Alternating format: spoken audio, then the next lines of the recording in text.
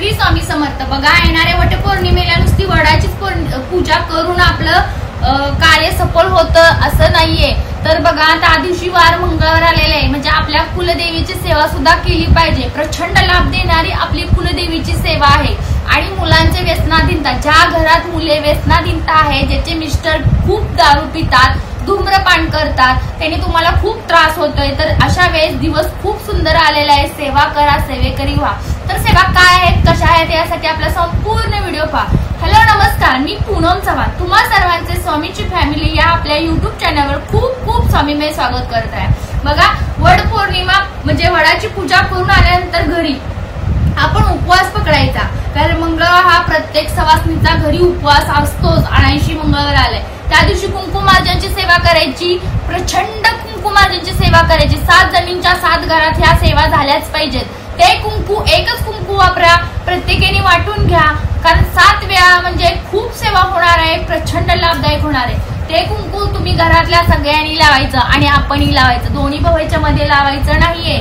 हे टिकली माझी दिसते बघा, अशा स्वरूपात तिथं टिक्का आला पाहिजे। त्यानंतर बघा, आपल्याला रुद्राची पण पूजा करायची। रुद्र पौर्णिमेला रुद्राची सेवा खूप असते, म्हणजे भगवान शिवशंकर आपल्याला पौर्णिमेला त्यांचं खूप खूप सेवा कराल तर ते प्रसन्नतेने होतात। आणि महिलाच्या दिवशी म्हणजे पार्वती देवीची सेवा केली तरी भगवान शिवशंकरांची सेवा केल्यासारखी असते। आता पार्वती देवीची सेवा कोणती, तर आधी रुद्राची सांगते, मग पार्वती देवीची सांगते।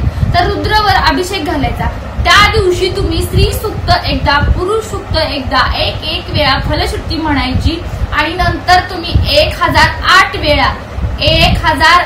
वेळा महामृत्युंजय मंत्र म्हणायचा। अभिषेक घालत ते पाणी त्या व्यसनाधीनताच व्यक्तीला पाजायचं, दुसरं कुणी प्यायचं नाही, फक्त त्याच व्यक्तीला प्यायला द्यायचं। आणि मग बघायचा प्रचिती बघायची, म्हणजे ह्या पौर्णिमेपासून ती पुढच्या पौर्णिमा झाल्यानंतर म्हणजे करेक्ट बघा किती दिवसाचं अंतर होते, 30 दिवस, अजून 11 दिवस, 41 दिवसांची सेवा रोज चालू करा। तो व्यक्ती हळूहळू महाराज कमी करतात आणि स्वतः तो व्यक्ती महाराजांच्या मठात जाऊन आशीर्वाद घेऊन येतो की नाही बघा। इतकं मी 1000% खात्रीने देते, कारण प्रत्येक आज केंद्रात ह्याची नोंदणी झालेली आहे आणि प्रत्येकाला ह्याचा गुण आलेला आहे। आता दुसरी गोष्ट, पार्वती मातेची सेवा म्हणजे काय, तर आपल्या स्वयंपाक घरात किचन ओटा सगळं आपलं पुरणपोळीचं सकाळी लवकर होणार आहे, त्यामुळे आपले 10 ते 11च्या दरम्यान पूर्ण किचन ओटा स्वच्छ करायचा। पिवळी मोहरी घ्यायची, पिवळी मोहरीची चोपर आपल्या पूर्ण घरात फिरवायची। त्याच्यानंतर ह्याला अन्नपूर्णे मातेला अभिषेक घालायचा। अन्नपूर्णे मातेचा अभिषेक म्हणजे कोणता, तर बघा, स्त्री सूक्त 16 वेळा, पुरुष सूक्त एकदा, फलश्रुती एकदा म्हणायची।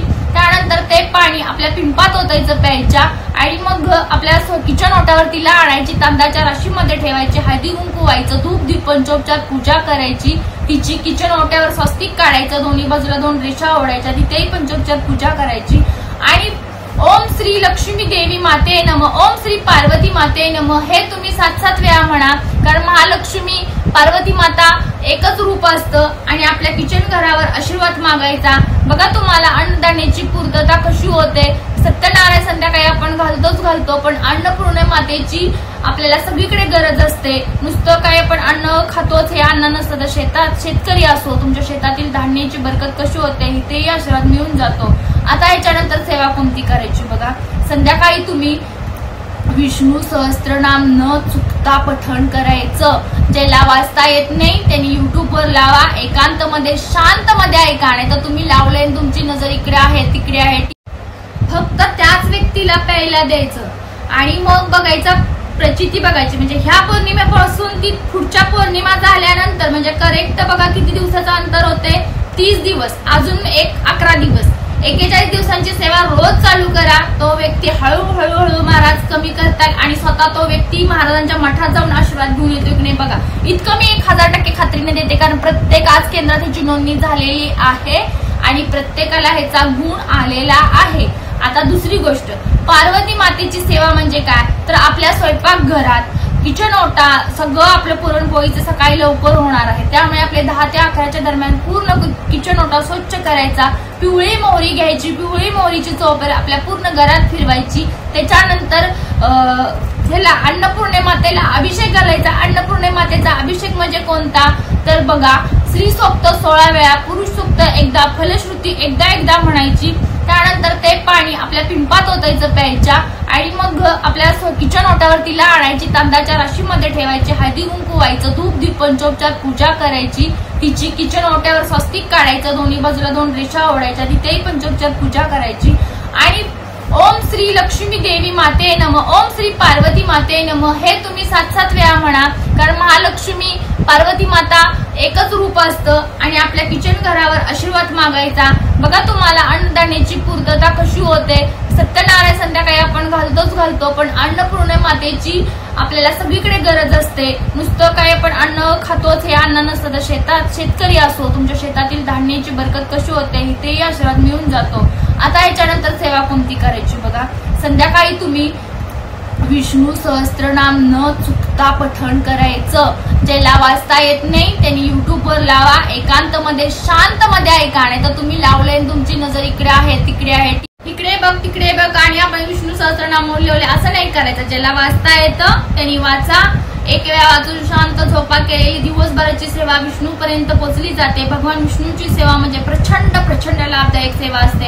आपल्या डोक्यावर कर्जाचा डोंगर असेल, आपल्याला कुठेतरी पैशाची उणीव भासत असेल, आपल्या उद्योगधंद्याची बरकत होत नाहीये, आपल्या मुलांचा पगार वाढत नाहीये, नोकरी करतायत, मिस्टर बरेच वर्ष नोकरी करतायत, अजून त्यांचा पगार काही वाढलेला नाही, ह्या तुमचे काही शंका आहेत किंवा हे तुमचे काही प्रश्न आहेत, हे सुटणार आहेत ह्या सेवेतूनच. तर येणारी पौर्णिमा किती महत्वाची आहे हे तुम्ही लक्षात घ्या आणि या सगळ्या सेवा करा आणि मला प्रचिती आलेली सांगा. प्रचिती लपवू नका. तुमच्या सेवेने पुढच्या पौर्णिमेला दुसरी एखादी व्यक्ती सेवा करेल आणि त्याला त्याची प्रचिती मिळेल. त्या प्रचितीची फलश्रुती 25% तुमच्या खात्यात स्वामी समर्थ महाराज नोंद करून ठेवतात. एवढं मात्र 1000% खरं आहे. तर झालेली सेवा, सांगितलेली सेवा स्वामी समर्थ महाराजांच्या चरणी अर्पण करते आणि आजचा आपला व्हिडिओ इथं थांबवते. अवधूत चिंतन श्री गुरुदेव दत्त श्री स्वामी समर्थ. तुम्ही जर आपल्या चॅनलवर नवीन असाल तर आपल्या चॅनलवर सबस्क्राईब करा, लाईक करा, शेअर करा, एक छोटीशी श्री स्वामी समर्थाशी कमेंट करा.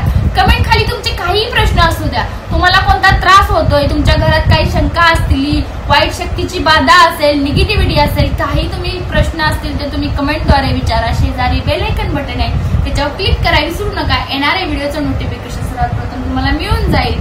बघा, घरोघरी व्हिडिओ शेअर करा, घरोघरी स्वामी समर्थ महाराजांच्या सेवा